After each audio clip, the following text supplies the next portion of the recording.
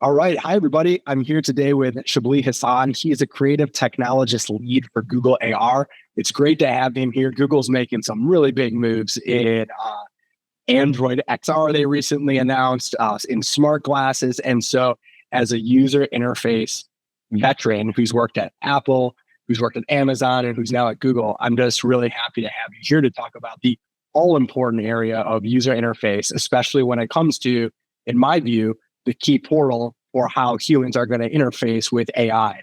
So welcome and thanks for being here today. Thanks for having me. I'm super excited to talk about all this. Yeah, so as we're recording this, the announcement for Android XR is pretty fresh. Can you give me a little bit of your view of what Android XR is and what makes this unique in the world and what you're excited about?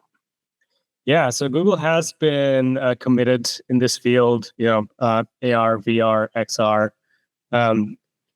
all the way early 2010s. We had Google Glass, we had even Cardboard, which was a very low barrier entry for anybody to get into VR. And then our recent announcement, along with Samsung, our partner, Qualcomm, Warby Parker, we have made commitments to developing the XR ecosystem for Android. So we have Android XR for headsets, headset-based AR and VR XR. And then we also have made an announcement about AR glasses. We've been talking about this for quite a few years, but now we have partners like Samsung and Warby Parker. They're committed to bringing smart glasses to the mass. So that is all very exciting.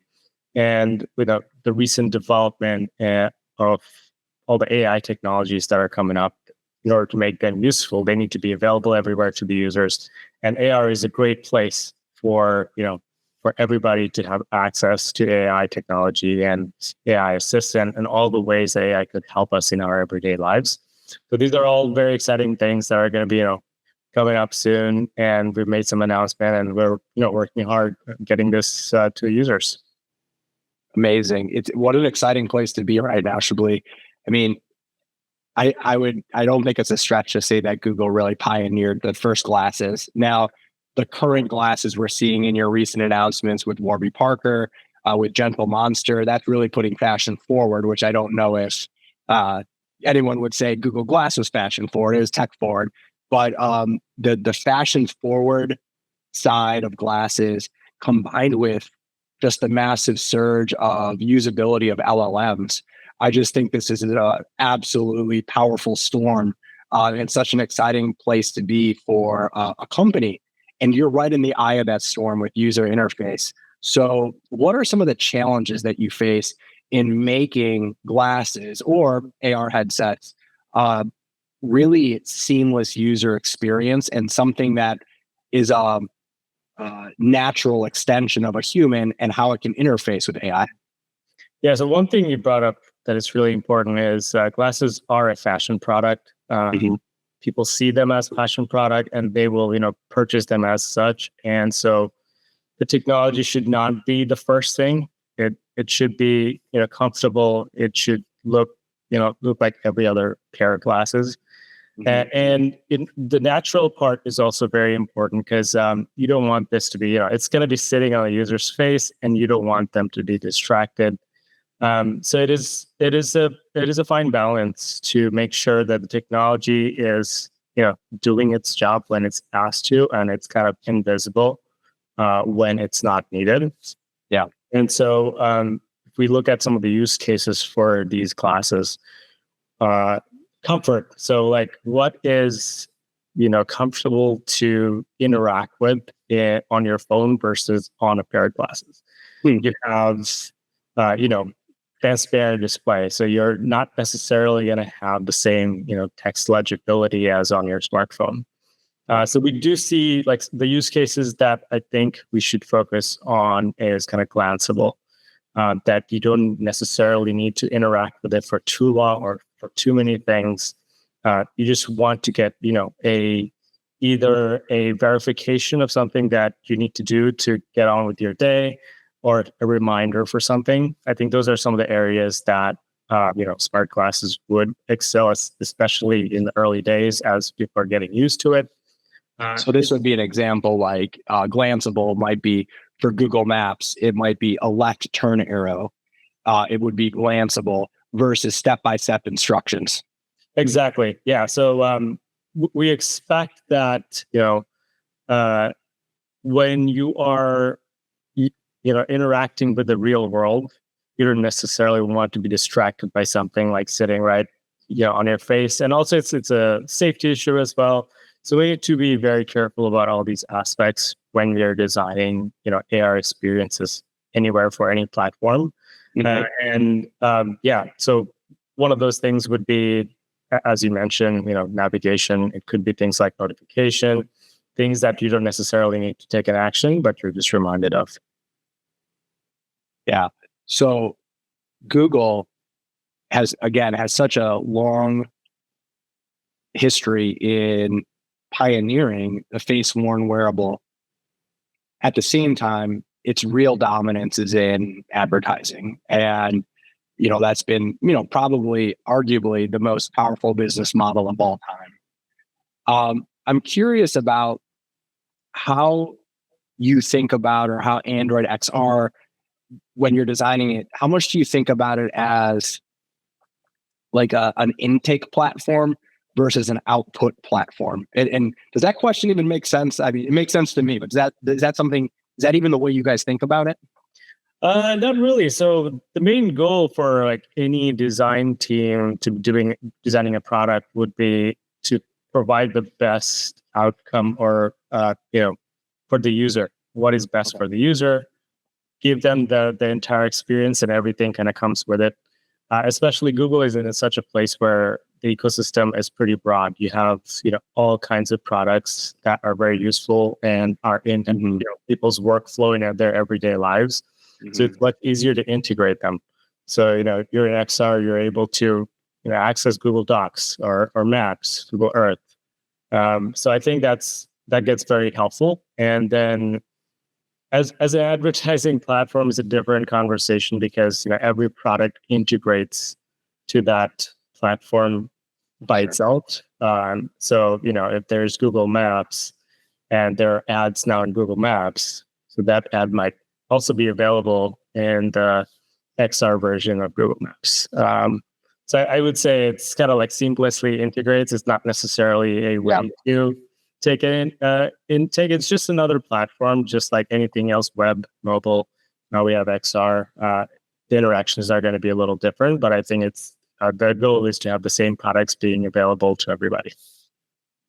That makes a lot of sense. And it makes me think of like, maybe it was a little bit of a narrow question or narrow-minded question, because I even look at my tabs that are open right now as I record this in my Chrome browser, as we're on Google Meet, and I see my Google Docs and Drive open. It's like none of those are serving me ads, but it's all part of the value that Google drives through its product ecosystem, that ultimately, when it does come time for the monetization side, it makes it more valuable of a platform. So Android XR could certainly be a major valuable platform. It feels like to me, and I'm reading a little bit into the Android OS approach to mobile phones as the playbook here, but it seems like to me that Android XR is being developed as a way of creating an operating system for many different developers to develop a platform upon, versus trying to be the singular winner of, we want 1 billion people wearing Google Glass. Is that an accurate reading the tea leaves of where this is going? Yeah, for sure. I think we realized that the partnerships are pretty valuable. There are a lot of different things that these partners would bring. The eyewear manufacturers would bring their expertise in selling eyewear for so many decades.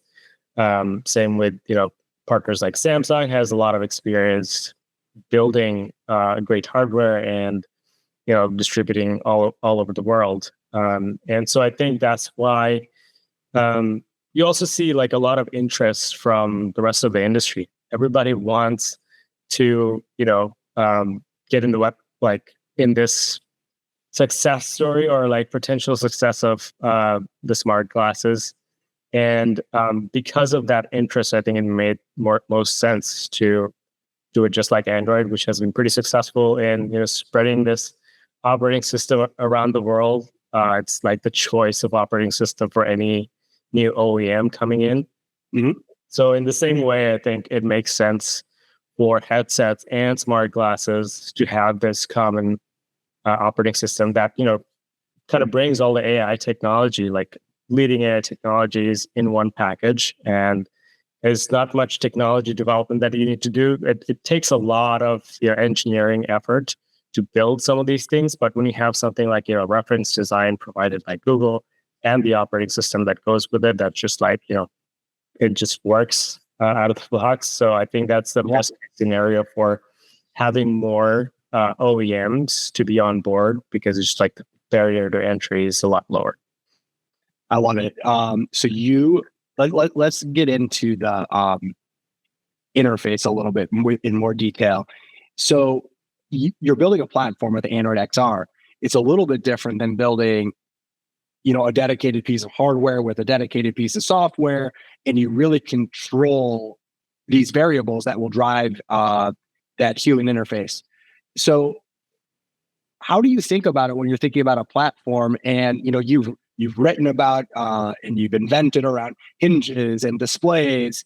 How do you think about all these different interface mechanisms from a platform perspective versus from a one-off product designer's perspective? If you were Samsung, let's say, and you're going to build Samsung glasses, you're going to think about it differently than if you're building the Android XR platform.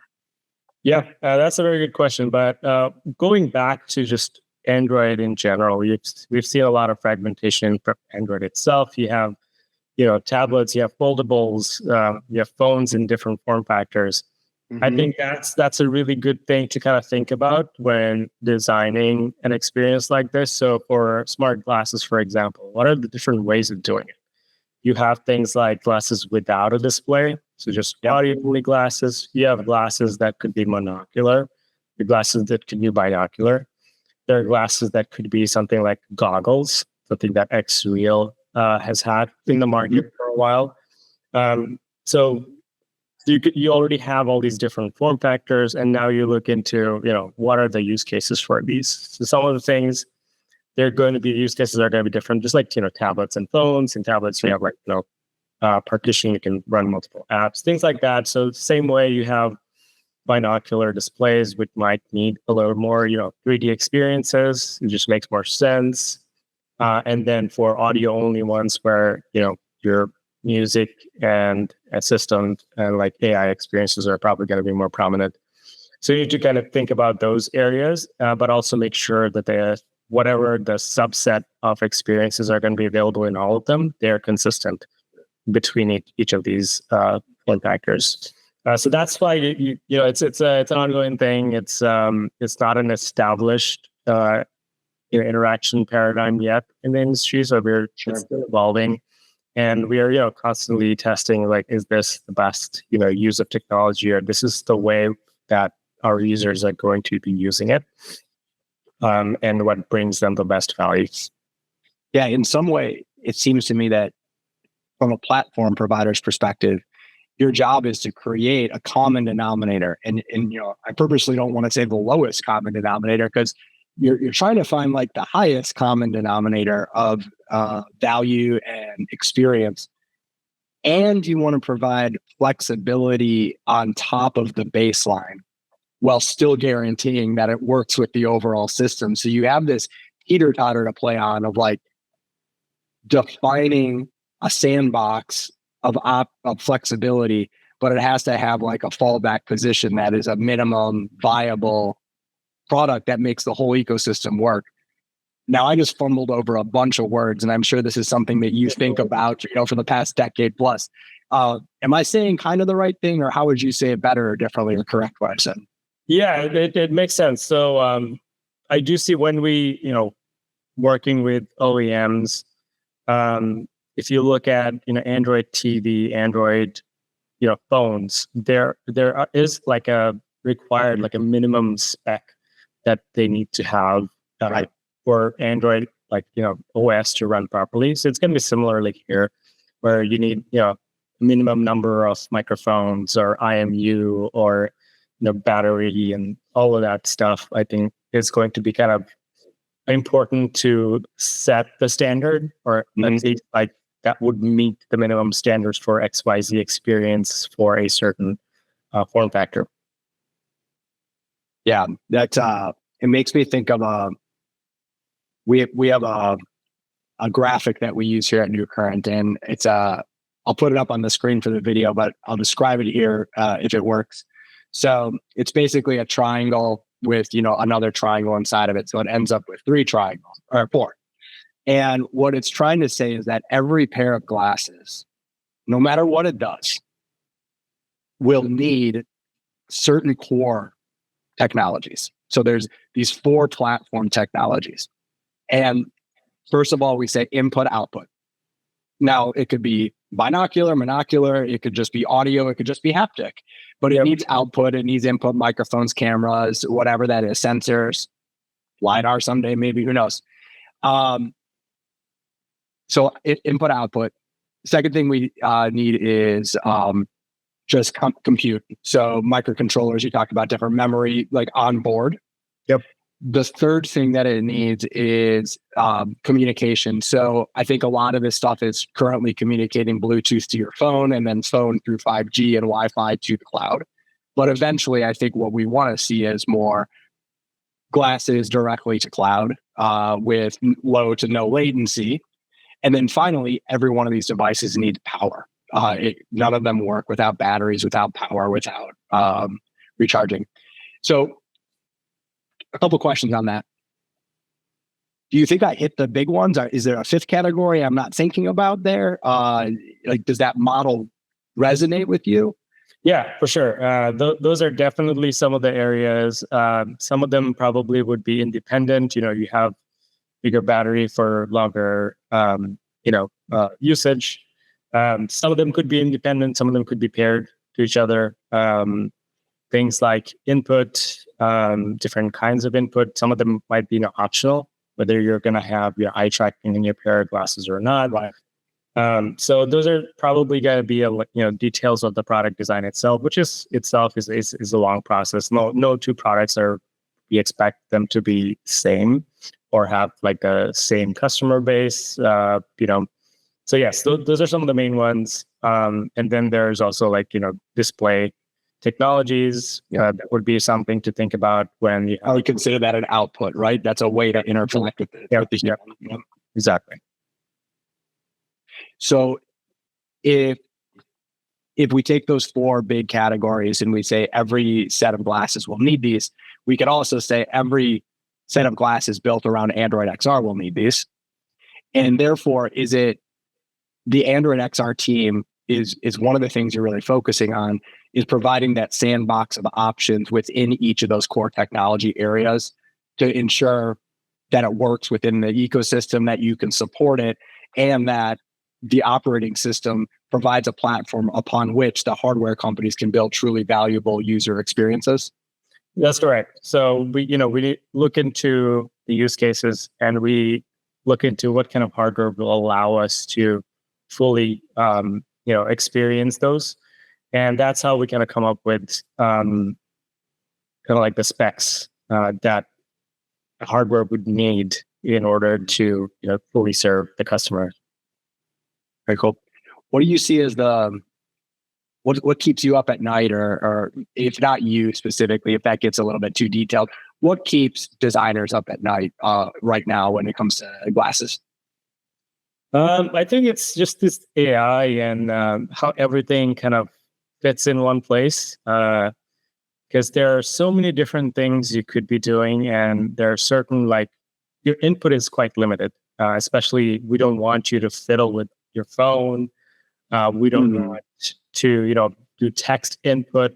So seamlessly integrating voice and, have, and the user be confident about the input that they have made, on the go. You're either using touchpads or, buttons. What if they don't want to use it or they can't use it? Both hands are busy. It's only voice only. There's a lot of different fallbacks we need to rethink about all these input mapping as we have we may have some new use cases. So yeah, it's a balancing act kind of, since there are no established interaction models in this area. So I think it's going to be a lot of trial and error. We're doing a lot of user studies to figure out some of these, what works, what does not work. Huge area of challenge and opportunity. So I'm a user of two different types of smart glasses that do exist with input, modalities. I wouldn't say either of them's nailing it yet. And so Ray-Ban Metas would be the, obvious first ones. In some ways, clicking here to take a video or a picture is pretty cool. You can use the voice prompt as well, but they're definitely, at first I liked this because I could engage my children without them feeling like they had to perform, like that there's a phone in their face. Yep. It's still good for that. But now when they see me go like this, they know that, it's basically the same thing. So, I know they're at Meta, they're working with the neural BAM so that they can detect, digits. I know a variety of companies are working on the rings as an input device, which I think is, an obvious and cool opportunity to explore. The second product I use that has a very different type of interaction device is Nuance Audio by EssilorLuxottica. So just the hearing assist glasses, but it's really interesting that they come with a pocket remote control. And I don't find it super useful because I just go to the app if I want to make changes. But I do think that I think that they're serving to their market, which is going to be, people middle age and above that have some hearing loss, and they might feel more comfortable not having to log into their phone. So this kind of leads me. I totally agree that it's a wild west as it comes to interactions right now, and there's a need to find the right way because this is completely different from phones, very different from watches. But how much do you think there's going to be like a fragmentation of use cases and users with specialized glasses versus a consolidation of the iPhone for your face or the Android phone for your face? Do you think it consolidates and there's like one set of glasses you wear for everything? Or do you think that you're going to see more fragmentation and segmentation before we get to that common singular device? So I think both are going to happen at the same time. So if you look at any existing smart glasses, a lot of them are around accessibility. There have been some products for blind and low vision users, so it kind of tells these or what is in front of them, and those obviously have some I think FDA related approvals and minimum things that they need to have, including how they interact with things. Yep. And then if you look at Meta Ray-Ban glasses, the photos and video taking is probably one of the main use cases. So it makes sense for that to be lowest effort to trigger taking photos and things like that. So that makes sense for that. So when I said both is going to happen, is some of the interactions, I think they're going to become more universal. Like pinch to zoom, for example, how that became kind of a thing. So some of those I think are going to happen. Tap to or long press to trigger assistant or AI or something like that. So some of those might become more universal. That includes glasses for consumer or accessibility use cases. And then on the other hand, you have ability to do more in some of those glasses, which might require you to be tethered to something just for battery and compute, while the other ones are on the go, regular pair of glasses. So that we might see happening. So there are glasses, for example, that something that Xtrio builds, which is you have electrochromic tinting and a larger field of view, but that might need you to tether it with your laptop, and that would have a certain use case, almost like VR, XR use case.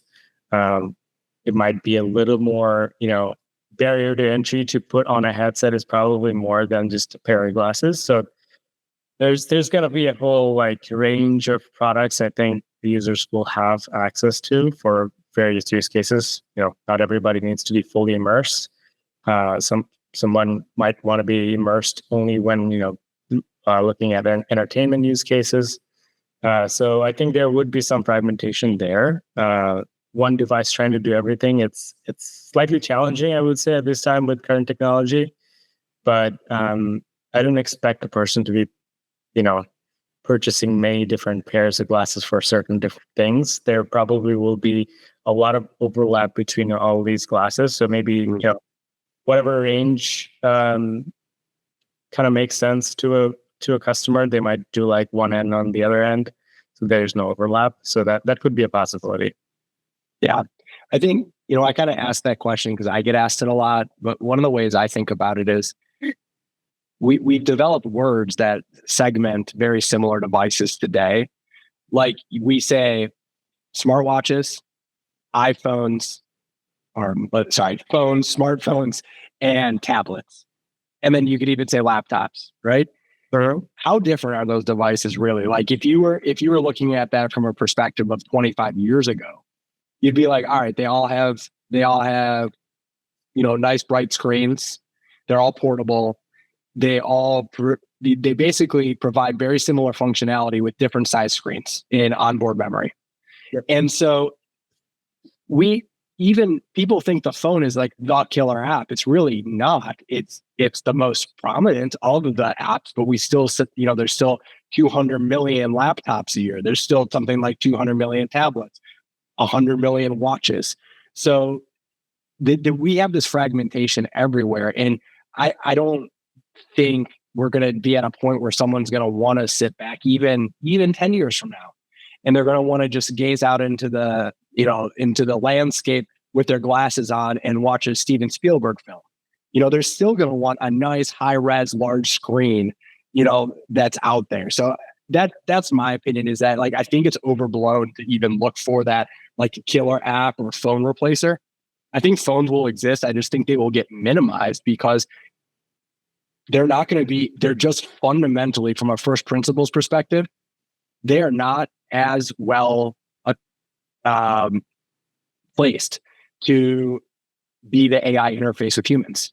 Glasses are a better fundamental location on the body to be AI interface. And as AI becomes more prominent, the glasses will be used more relative to phones. That's my view on it. Where do you disagree with that, or where would you recorrect it? Yeah, so when you look at our everyday workflow, the whole reason all these different form factors exist, because whatever we do, we are used to something like that. For example, nobody's going to write an essay on the glasses, or it's just a lot easier to do it on the laptop than on the phone. Yeah. I know people who who have edited their resumes on the phone and all that stuff. It's very useful, but at the end of the day, if you have access to a laptop and your phone, you're probably going to choose one or the other for whichever one is like more comfortable. People are not scrolling Instagram reels on their laptops most of the time, so they have their own cases. So the same way, I would say I would call it a myth that glasses will replace the phone. I don't think we need to. There are things, let's say scrolling a long list of things on glasses, it's going to be jarring. Yeah.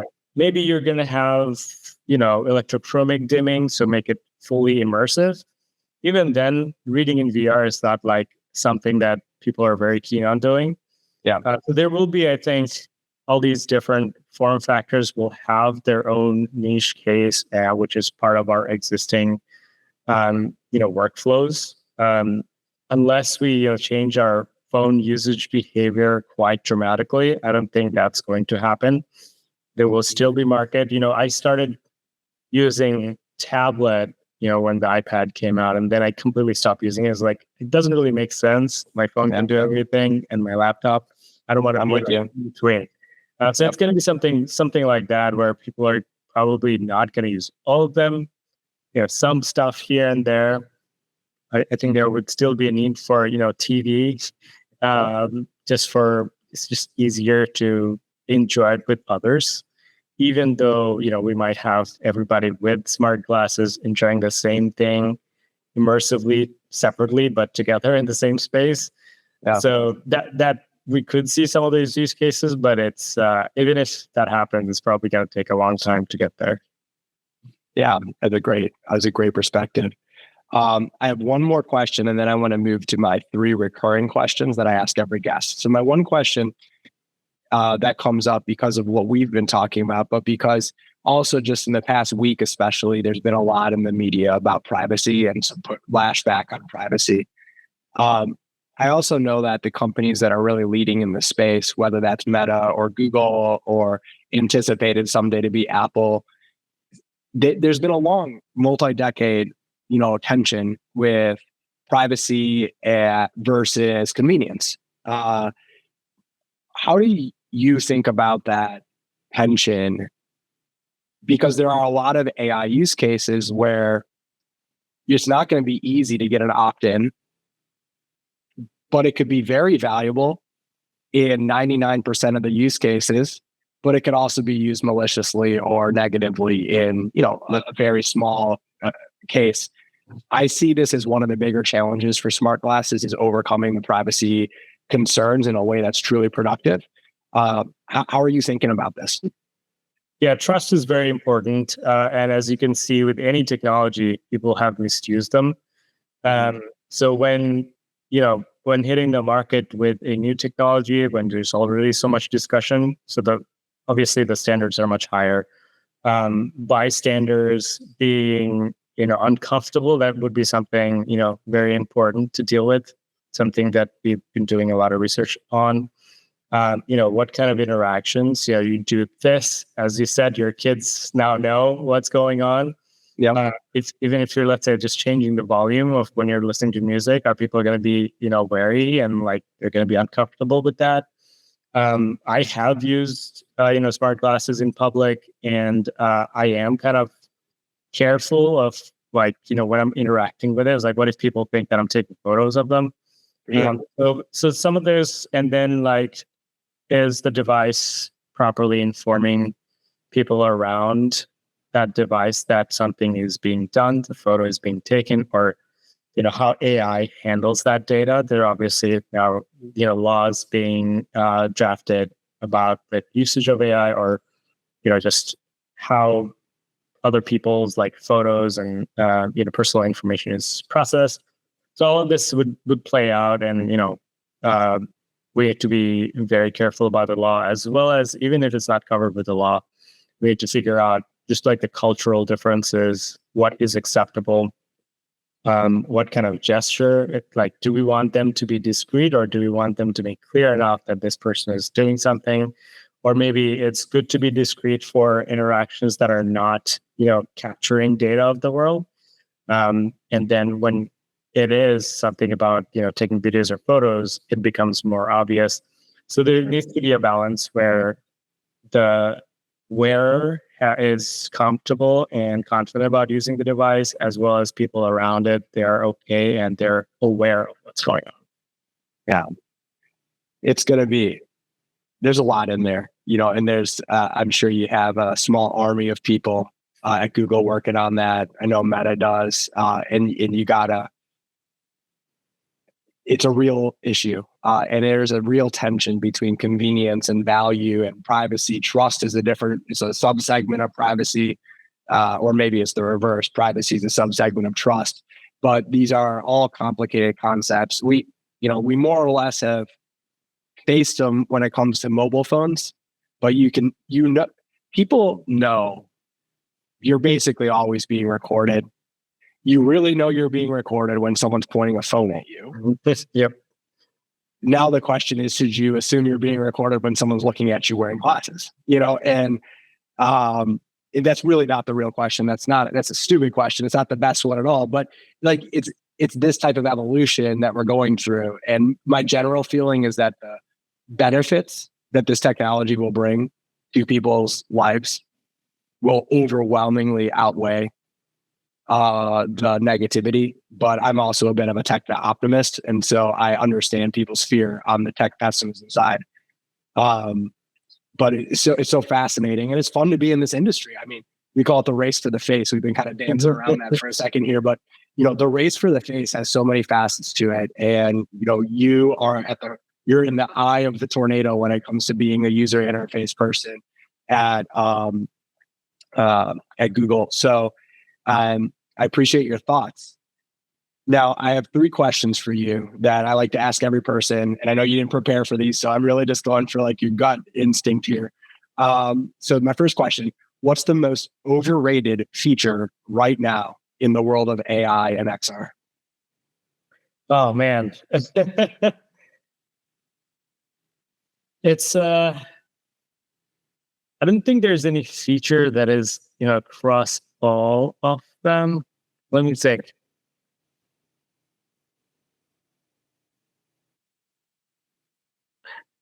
I feel like that everybody keeps talking about like, in XR, like seeing a 3D object, like just, manipulating a 3D object. Not everybody, it's not part of everybody's everyday life. So I don't think that's going to be a huge thing. It's cool to see something in 3D, but if it's, not useful and not helping you do something, I think that's kind of, it's something that we've seen in some demos in the past for, I'm not going to mention which company. But like heart models, you see the idea that a surgeon can like twist the heart model, open it up, look at the So okay, yep. I get that one. I mean, in order to make that useful, that like it's going to be a niche case, and also like somebody needs to build it very carefully. And I think it's cool for education purposes, but for everyday life, I don't think that's like a huge thing that a lot of people will advertise with that kind of visuals. Yeah. Well, it's very specific. It's kind of like, to me, it's like a physics tool, right? It's like ANSYS and Cadence and Synopsys, like those are super valuable, important tools for a very small sliver of people. And they put a lot of physics into making those tools. Yep. I could see this being very useful for training heart surgeons, but there's going to be a company that specializes in that. It's not going to be like a generic pair of goggles that does it. Yep. Yeah. All right. My second question, what's the most underrated metric that signals smart glasses are becoming closer to the mainstream? I think just AI and assistant usage. I think that's something we need to think about, like how often people are using it, because it's everywhere now. It's on the phone, it's in people's homes, all these assistant devices, like Google Home. I think that would be kind of like the entry point for a lot of people adopting smart glasses. So I think just like demographics of what kind of people are using them, and just like how they're using them, that would inform us like how useful the smart glasses are going to be. Yeah, I want to take that down a side question. How much are these glasses being viewed as gateways into making LLMs more of the default LLM? You have people that are becoming default ChatGPT users, maybe Gemini, maybe Claude, maybe Perplexity, if they kind of like the, in-between interface feeling of it. Meta obviously wants to control their own operating system when it comes to XR, and they don't want to be in the Android and Apple ecosystem anymore. How much are the glasses therefore serving as gateways to the LLMs, and really the race for the face is just one leg of the actual AI LLM race? I think it's going to be the ecosystem that's going to be, making the most sense. If you look at Apple, they're going to have, Siri being available on your laptop, your watch, your... Do we call that AI? Do we call Siri AI? Apple Intelligence, I guess. I'm cracking a joke. I can't help it, but it's like far behind. It's crazy. Yeah, so I think that's at least that's their hope. So gotcha. And they have their future glasses, and so that assistant or that AI has full context of what you did on your laptop is now available on your glasses. I think that would be probably the most valuable thing, just locking down this ecosystem. And that probably will dictate some of the usage of these LLMs, which one you use. And that's helpful for the user too, to be honest. Like one ecosystem having access to everything, because I don't expect, ChatGPT user or ChatGPT having access to things that are happening on, your Photos app, unless there's some kind of really deep integration. So I think that's where it's going to shine. There's going to be more adoption in one or the other. If somebody is using, AI platform A for one thing, but then everything else, platform B might actually start taking all these business from A. So I think that's where we're going to see, users are going to get a lot of benefit, and then this competition is going to be a little more intense. And I mean, we've already seen OpenAI getting into hardware business. Oh, you mean their $3.5 billion acquisition of a pre-product company? Yep. Never seen that. I've seen pre-product, or I've seen pre-revenue. I've never seen before the actual product, but it's a sign of the times, and it's a fraction of the money that the big LLM companies have to put into the capital equipment, right. Standing up servers. And so they're kind of on two different ends of the LLM spectrum, where the user interface hardware is going to be the context window for so much AI. And then they're putting tens of billions of dollars at a time into building new AI factories and building their own power plants or commissioning their own power plants. Exactly. I mean, the scale, this is not a game for upstart small companies. This is a big stakes ecosystem, and it's a $1 trillion race, multi-trillion dollar race. All right. Thank you. Thanks for entertaining that.